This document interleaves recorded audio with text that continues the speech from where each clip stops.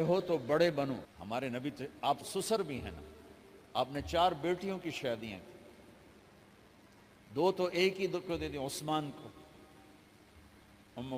رقیہ اور ام کلثوم رضی اللہ تعالیٰ عنہما حضرت عثمان کے نکاح میں, ابو العاص رضی اللہ تعالیٰ عنہ کو زینب, اور سب سے پیاری محبوب بیٹی حضرت علی رضی اللہ تعالیٰ عنہ. باقی 3 نکاح بڑے سادہ کیے. حضرت فاطمہ کا نکاح بڑے دھوم دھام سے کیا. ان کا رشتہ لے کر صدیق آئے, یا رسول اللہ میں خواہش مند ہوں, آپ چپ رہے. پھر حضرت عمر بعد میں گئے, یا رسول اللہ میں خواہش مند ہوں, آپ چپ رہے. تو عبد الرحمن بن عوف رضی اللہ تعالیٰ نے حضرت علی سے کہا, علی تو جا, تجھے دے دیں گے. وہ کہنے لگے میں تو بہت غریب ہوں, مجھے کہاں دیں گے. حضرت علی کا ذاتی گھر بھی نہیں تھا, کسی سے ایک کوٹھا مانگ کے اس میں رہ رہے تھے مدینہ میں. کہا نہیں تو جا جا. تو یہ مسجد میں پہنچے, اللہ کے نبی کو دیکھا تو ایسا روب طاری ہوا کہ بولے ہی کچھ نہیں. اللہ کے نبی کو تو پتہ ہے کہ کیا ہے اور کس لیے ہے. تو آپ نے کہا علی کیسے آئے؟ چپ. کہا لگتا ہے فاطمہ کے رشتے کے لیے آئے ہو؟ کہا جی ہاں. تو آپ نے کہا انشاءاللہ, اتنا کہا انشاءاللہ, اور چپ ہو گئے. تو حضرت علی چپ کر کے اٹھ کے باہر آ گئے. صحابہ باہر کھڑے ہوئے تھے. تو کہنے لگے یار دیکھا نا, میں تمہیں پہلے ہی کہتا تھا مجھے نہ بھیجو, انکار ہو گیا, بولے ہی کچھ نہیں. تو حضرت عبد الرحمن بن عوف کہنے لگے جنہوں نے بھیجا تھا, وہ کچھ تو کہا ہوگا, کہ بس انشاءاللہ کہا. کہا تو اللہ کے بندے ہاں ہو گئی, نبی کی انشاءاللہ ہاں ہوتی ہے, یہ ہاں کیوں نہیں کی؟ سبحان اللہ, اللہ اکبر, یہ ہاں کیوں نہیں کی؟ گھر گئے, فاطمہ علی کا رشتہ آیا ہے کر دوں, اس لیے ہاں نہیں کی. ہم تو بیٹیوں سے پوچھتے ہی نہیں, عیب سمجھتے ہیں بیٹیوں سے پوچھنا. جی میں گاں نو بن چھڑیا قلعے نال, ایویں اسی دیاں نو بن چھڑنے قلعے نال. مجھے ایک اپنی مطلب برادری لیول کے ایک خاتون کا فون آیا کہ مولانا پڑھایا مجھے لاہور میں اچھے کالجوں میں, اور میری منگنی کرتے وقت مجھ سے پوچھا ہی نہیں, اور ایک شرابی سے منگنی کر کے مجھے اطلاع دی سی تیری منگنی کر چھڑی ہے, فلانی تاریخ نو تیرا نکاح بھی ہونا ہے. مجھے آج تک گلہ ہے, پوچھ لیتے. اگر نہیں پوچھا تھا چلو میں نہ ساڑھے پنجاب کوئی نہیں پوچھ دے, گاں مجھ دی طرح ٹور چھڑ دین, تو چلو اتنا تو ویکھ لیں دے بھی کم از کم شراب تو نہ پیندا ہویا. ایک شرابی نال میرا نکاح کر چھڑ, ساری زندگی اڈیاں رگڑ رگڑ میری گزر گئی. علی جیسا رشتہ آیا ہو تو اوپر سے حکم بھی آ چکا ہو کہ علی کو ہی دینا ہے, تو پھر آپ فاطمہ سے پوچھیں, فاطمہ تیرا رشتہ آیا ہے علی کا, کر دوں؟ حضرت فاطمہ نے ہاں کی تو پھر مسجد تشریف لائے. یہ آپ کو معاشرت سکھائی جا رہی کہ بیٹیوں سے بھی پوچھو, زندگی انہوں نے گزارنی ہے, تم نے تو نہیں گزارنی. بس میری غیرت دا سوال ہے, میں اتنا ہی کرنا, نہیں تو بیٹھی رہے. میری اپنی فیملی میں اتنی عورتیں بوڑھی ہو کے قبروں میں چلی گئیں, بس اتنا ہی کرنا, نہیں کرنا تو بیٹھی رہے. وہ بیٹھی رہ گئیں. یہ ظلم و ستم ہے جو تمہاری عدالت میں بھی نہیں آتا, کوئی کیس بھی نہیں ہوتا, لیکن اللہ کی عدالت میں کیس درج ہو چکا ہے کہ میرے نبی نے علی جیسے داماد کے لیے بھی پہلے پوچھا, حالانکہ اوپر سے اشارہ ہو چکا ہے. ابھی بتاتا ہوں میں. فاطمہ بیٹی علی کا رشتہ ہے, کر دوں؟ انہوں نے کہا کر دیں. پھر کہا بلاؤ. پھر علی آئے, کہ علی جمع کرو لوگوں کو. مسجد ساری بھر گئی. تو آپ ممبر پر تشریف فرما ہوئے. حضرت علی کو ایسے سامنے بٹھایا, کہ لوگوں مجھے جبریل اللہ کی طرف سے پیغام دینے آئے ہیں کہ میں اپنی بیٹی فاطمہ کا نکاح علی کے ساتھ کر دوں. آسمان سے وحی بھی آئی ہو اور پھر بھی پوچھا جائے, یہ میرے نبی کی معاشرت ہے. ہم تو پوچھنا عیب سمجھتے ہیں اور اسے ذلت سمجھتے ہیں.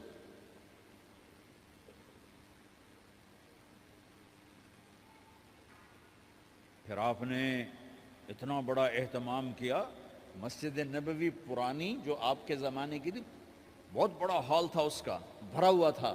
آپ نے سب کو شہد کا شربت پلایا, خود نکاح پڑھایا, نکاح پڑھایا، نکاح کا خطبہ پڑھ کیا، پھر کہا علی میں نے فاطمہ بنت محمد کو 400 درم مہر کے عوض تمہارے نکاح میں دیا، تو نے قبول کیا؟ انہوں نے کہا جی میں نے قبول کیا، اور سجدے میں چلے گئے اور زور سے دعا مانگی، رب اوزعنی ان اشکر نعمتک التی انعمت علی وعلی والدی وان اعمل صالحا ترضاہ واصلح لی فی ذریتی انی تبت الیک واننی من المسلمین۔ میرے نبی نے کہا آمین، زور سے کہا آمین، نکاح ہو گیا۔ رخصتی ہوئی 6 مہینے بعد، 1 مہینے بعد، 1 سال بعد، 3 روایات ہیں، فوراً 4 روایات، لیکن زیادہ صحیح ہے دیر کے بعد، فوراً نہیں ہوئی، کچھ عرصے کے بعد رخصتی ہوئی۔ حضرت عقیل آپ کے بھائی وہ کہنے لگے علی اب رخصتی ہو جانی چاہیے، تو یہ دونوں مل کر آئے سلمان فارسی کے پاس کہ سلمان بھائی ہماری رخصتی کروا دو۔ سلمان فارسی کا بڑا احترام تھا، انہوں نے جا کر بات کی ام سلمہ رضی اللہ تعالیٰ عنہ سے۔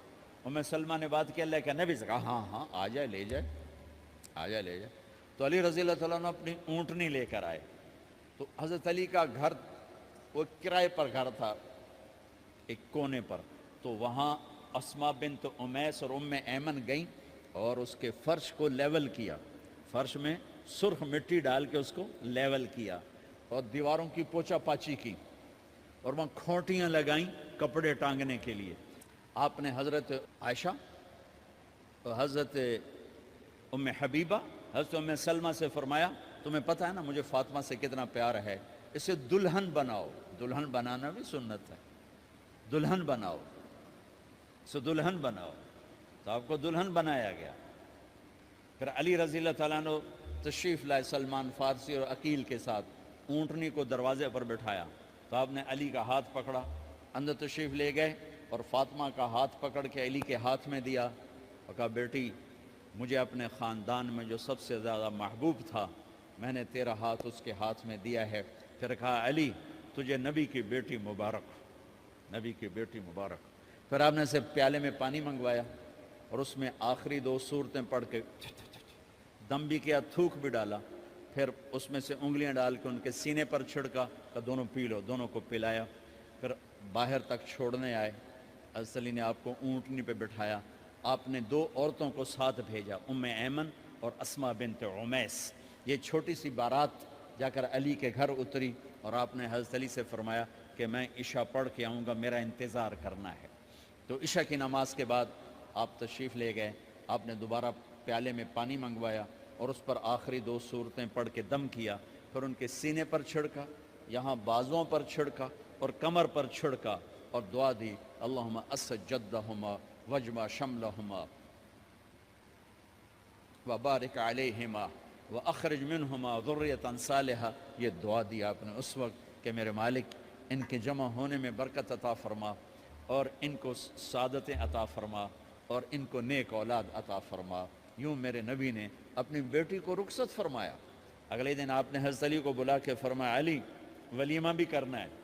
کہنے لگے یا رسول اللہ میرے پاس تو کچھ نہیں۔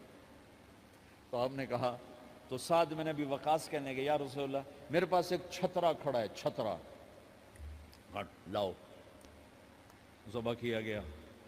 آپ نے اس میں چھوارے ڈلوائے، قورمہ بنوایا، قورمہ، اور اپنی طرف سے حضرت علی کو پیسے دیے کہ جاؤ جاؤ چھوارے، گھی، شہد خرید کے لاؤ۔ تو علی رضی اللہ تعالیٰ نے 5 درم کے چھوارے خریدے اور 3 درم کا شہد خریدا اور 1 درم کا گھی خریدا، 9 درم تھے ٹوٹل۔ تو آپ نے کافی سارا آ گیا تو چھواروں کی گٹھلیاں نکلوا کے ان کو پسوایا، پھر شہد اور گھی میں ملایا اور ایک سویٹ ڈش تیار کی اور اس کو حضرت علی کے ولیمے میں آپ نے اپنی طرف سے پیش کیا۔ تو اس دن تازہ روٹی جو کی پکائی گئی اور دیگ پر میرے نبی خود بیٹھے کھانا کھلانے، تقسیم کرنے خود بیٹھے۔ اب ایک چھترا ہے، 13-14 کلو گوشت ہے، 15 کلو، تو 50 آدمی کھا لیں گے۔ آپ نے کہا سارے مدینے کو دعوت ہے، سارے مدینے والے جتنے بھی آئے، اور میرے نبی خود دیگ سے نکال کے کھلاتے رہے، سارا مدینہ ولیمہ فاطمہ کا کھا گیا اور دیگ بھری پڑی تھی. تو ولیمے میں تکلف جائز ہے, سادگی بھی جائز ہے, سادگی بھی سنت ہے, تکلف بھی سنت ہے. ہاں جو ہماری خرافات ہیں, فضولیات ہیں, یہ تباہ کن ہیں, ان سے بچنا بڑا ضروری ہے. اور بھائیو, کسی کی شادی ہو, اس بچے کی ہو رہی ہے, یہ افسر ہے, ایک ریڑھی والے کی ہو, کسی بھی گھر کی آبادی کا ایک ہی سبب ہے, وہ میٹھا بول ہے, وہ اچھا سلوک ہے. جس کی بیٹی کو لے جا رہے ہو اسے عزت دینا, اور یہ جو جا رہی ہے یہ ان کو اپنا ماں باپ سمجھے, اپنے خامند کے ماں باپ کو اپنے ماں باپ سمجھے. جاتے ہی لکیریں لگانا نہ شروع کر دے, مینو وکھرا کرتے نوائدے کرتے نوائدے کر. وہ اپنے گھر کا ایک فرد بن کے زندگی گزاریں. جو لے کے جا رہے ہیں ان کے ذمے ہے کہ اس کو بیٹی بنا کے لے جائیں. سسرال جو ہوتے ہیں وہ ہمیشہ عیب دیکھتے ہیں, خوبیاں انہیں نظر ہی نہیں آتی. تو کھٹ بٹ تو ہوتی رہتی ہے, کوئی ایسی بڑی بات نہیں. کھٹ بٹ کو صلح میں بدلو, مزید لڑائی جھگڑا نہ بڑھاؤ. میرے نبی حضرت فاطمہ کے گھر آئے, دیکھا تو آپ اداس بیٹھی. آپ نے کہا فاطمہ بیٹی کیا ہوا؟ کہ میرا اور علی کا جھگڑا ہو گیا. اچھا. خود گئے بیٹی کے باپ ہو کر, دیکھا تو حضرت علی مسجد میں سوئے ہوئے تھے. آپ نے ان کو اٹھایا, کہا یا ابا تراب قم, آپ کو یہ ٹائٹل یہاں ملا, اے ابو تراب. فرمایا کرتے تھے کل کائنات ملتی تو اتنی خوشی نہ ہوتی جتنا اس ٹائٹل کی خوشی ہے. ابو تراب کہنے کا کیا مطلب تھا؟ کہ اظہار محبت کے لیے ایسے ٹائٹل دیے جاتے تھے. تو ابو تراب کہہ کر یہ میسج دیا کہ میاں بیوی کی لڑائی ہوتی رہتی ہے, میں تجھ سے ویسے ہی محبت کرتا ہوں جیسے پہلے کرتا تھا. یہ میسج دیا اس نے. اب حضرت علی کو لائے اٹھا کر اور گھر میں تشریف لائے.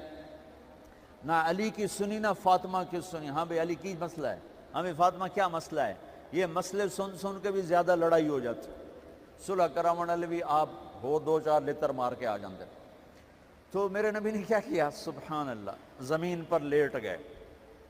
ادھر علی کو لٹایا, ادھر فاطمہ کو لٹایا.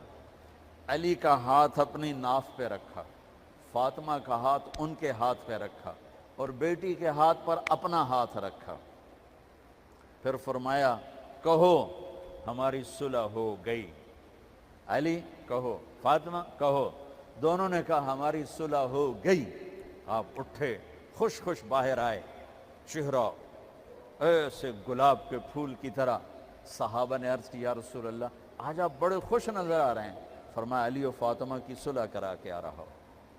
تو کھٹ بٹ ہو جانا تو کوئی بڑی بات نہیں ہے, مطلب یہ وہ گھر ہے, میں اس گھر کی کیا تعریف کر سکتا ہوں. تو میں آگے کا ایک قول سنا دیتا ہوں ابن عباس کا, کہ جنت میں نور کی چمک اٹھے گی. سارے جنتی کہیں گے یہ نور کیسا نور ہے بھائی جو ساری جنت کے نور پر چھا گیا.